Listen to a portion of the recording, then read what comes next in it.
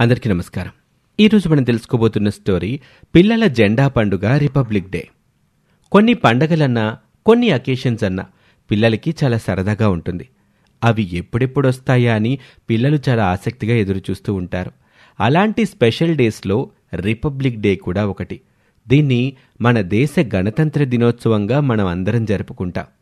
ఆ రోజు స్కూల్లో ఎగరవేసే జెండాని, ఆ రోజు కోసం మనం డాన్స్ రిహార్సల్స్ చేసే దేశభక్తి పాటల్ని, దేశభక్తుల వేషధారణలో దేశభక్తిని చూపించే డ్రామాలని మనం ఎవ్వరం మర్చిపోలేం.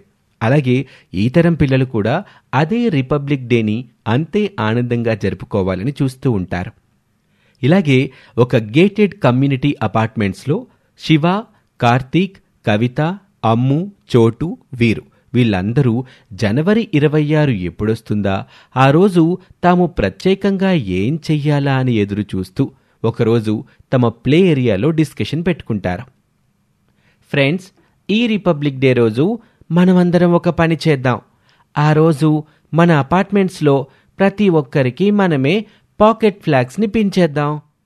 అందుకు ఎంత అవుతుందో లెక్క కట్టి మనందరం కలిసి డబ్బులు వేసుకుందాం. ఎలా ఉంది నా ఐడియా?